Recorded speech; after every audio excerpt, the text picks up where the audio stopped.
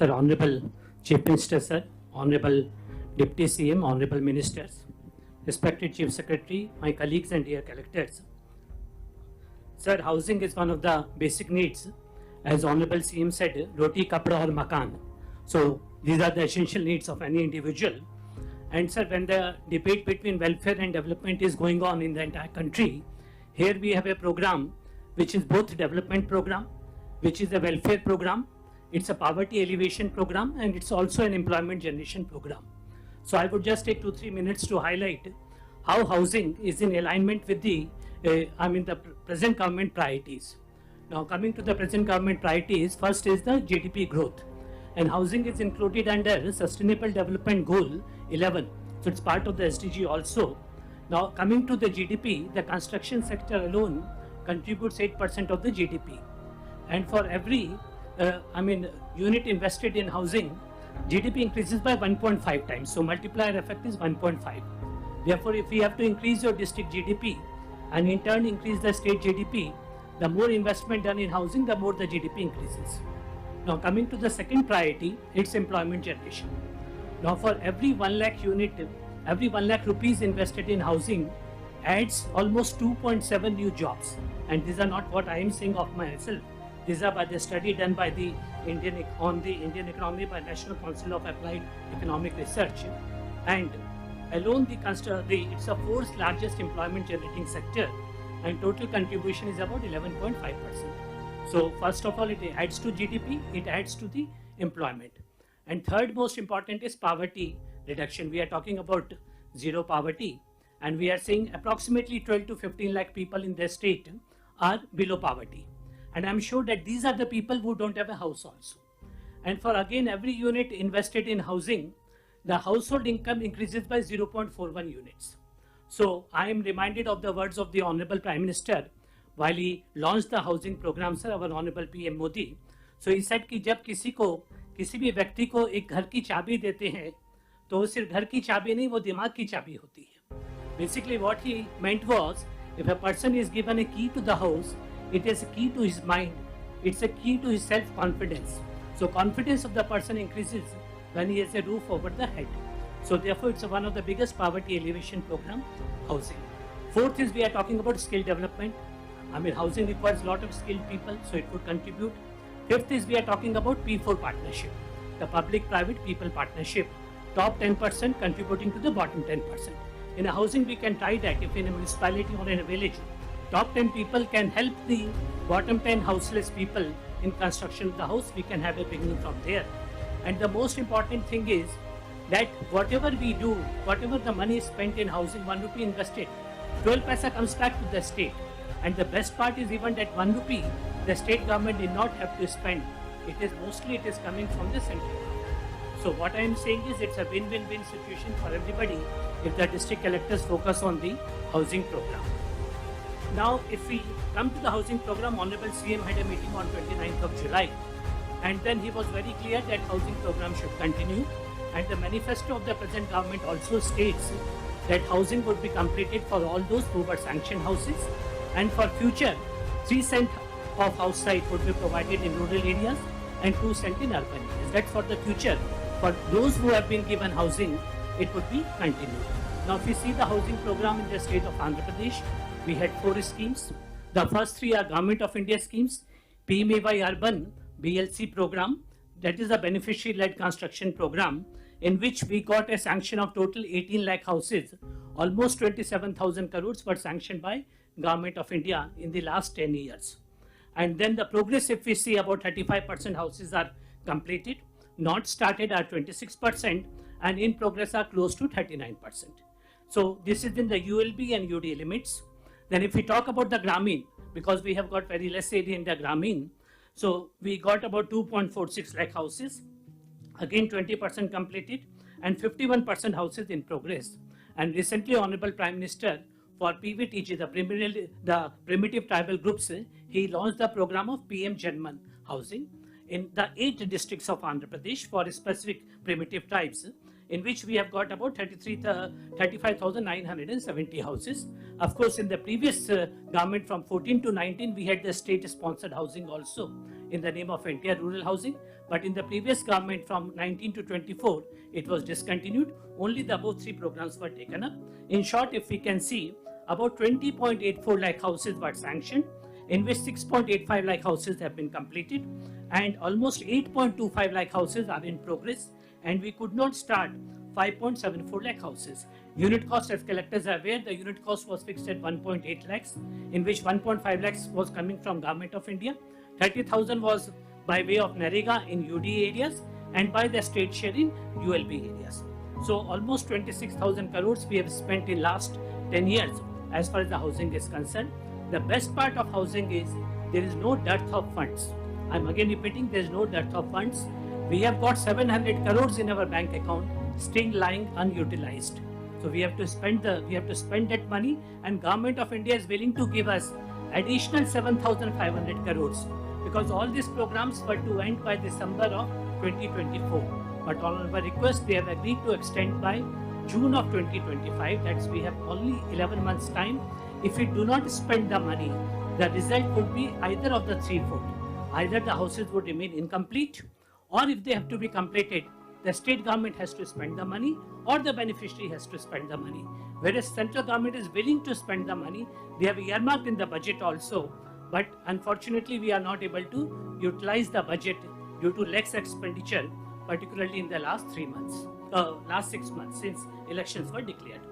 Now, another good news is that for the new beneficiaries now, Government of India, Honorable PM, in the first cabinet meeting, you must have seen in the newspapers, he has announced 3 crore houses, new houses, in urban areas 1 crore and in rural areas 2 crores. And they have promised that each eligible person will be provided a house in the entire country. So I'm sure in Andhra Pradesh, whosoever eligible person has not got the house, he will be eligible under PMEY 2.0, in which the unit cost has been increased. For urban areas, it is close to about 4.3 lakhs, and for rural area about 2.1 lakhs. Still the guidelines are awaited, but once the guidelines come in the month of August, we will share with you. But please remember, these are only for the new beneficiaries. Beneficiary who has been sanctioned a house in the earlier scheme, he may not have completed, he will not be eligible for enhanced unit cost. So what they said is, if we allow them, their entire housing program would come to a stop. So this is my request. So one is, the decision taken by Honorable CM was this, that all the in-progress houses, which is about 8.25 lakh houses, should be completed by June of 2025. That means by next 11 months, we should strive to complete the remaining 8.25 lakh houses which are in progress. And for houses not started, 5.74 lakh houses, substantial number, about 1.5 lakh, like the CRD, the R5 zone, and some in Prakashan, which were done just before the elections, while they can be postponed to PMEY 2.0, but the remaining houses, they are saying please start and please try to complete by June of 2025 in case you want to take the money. If you can see the district-wide sanctions, sir, out of the 26 districts, almost 7 districts have got more than 1 lakh sanctions, and almost 16 districts are between 50,000 to 1 lakh, and only 3 districts, that is ASR, Parvatipuram and Konaseema, are less than 50,000.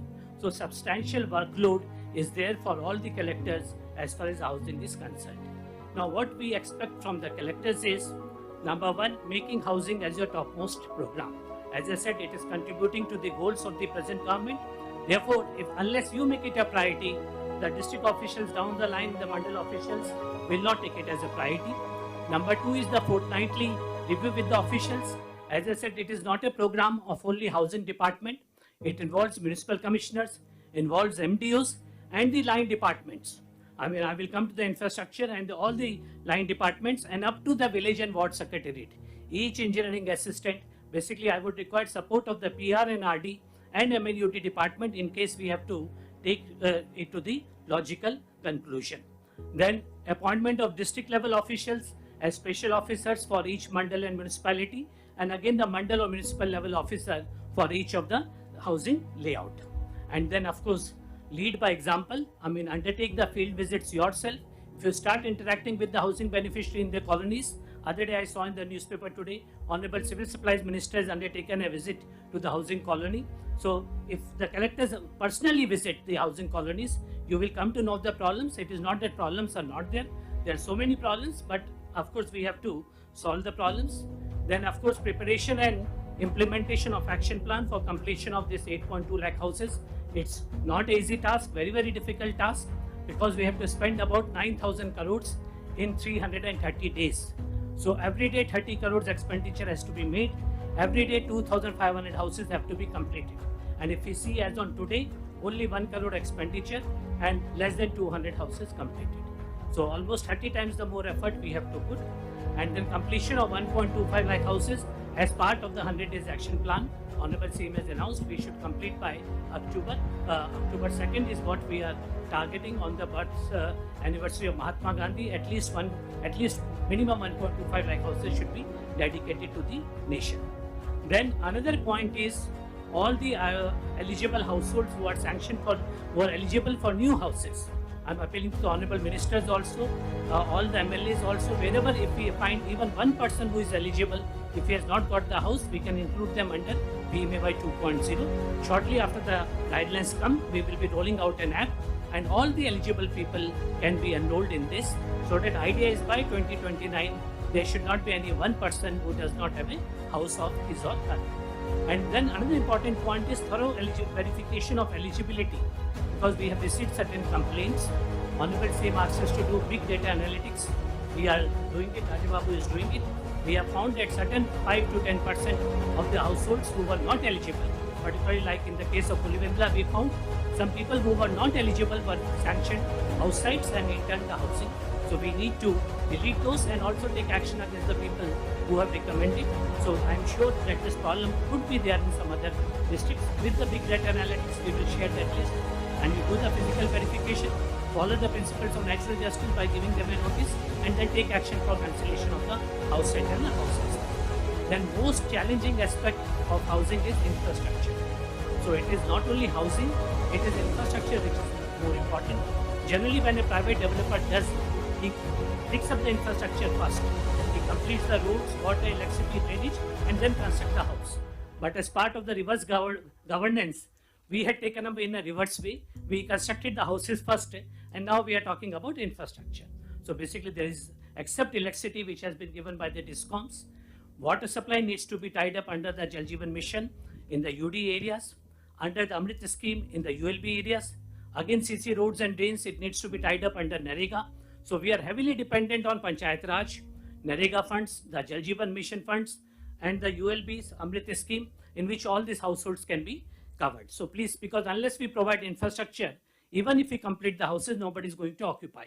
And it would be a wastage of national resources. So please make efforts to see that the infrastructure is provided. Then as I said, on a daily basis, review the physical stage conversions. As I said, almost 2,500 houses have to be completed. District-wise also, I had mentioned in the previous slide, how many stage conversions had to be done on a daily basis, how much money you need to spend district-wise. And then, of course, the financial progress, as I said, 30 crores per day, and efforts to be made for grounding the non-started houses. Because if a person is really eligible and is without a house, then why is he not coming forward to construct the house? And then daily completion of 2,500 houses and incurring expenditure of 30 crores for getting further funds from Government of India. Money, as I said, is not a problem, will not be a problem also. Honorable CM has assured that whatever money comes from Government of India will be passed on to the Housing Department. And the last slide is the special focus request by the following collectors. While all collectors need to concentrate on this, in grounding of houses, NTR, Nellore, Visakhapatnam, Guntur and Krishna collectors need to give special focus. In stage conversions, Visakhapatnam, Kadapa, Iluru, Guntur and NTR. In completion of houses, again Nellore, Vizag, Kadapa, Tirupati and Srikakulam. Verification of eligibility, Kadapa.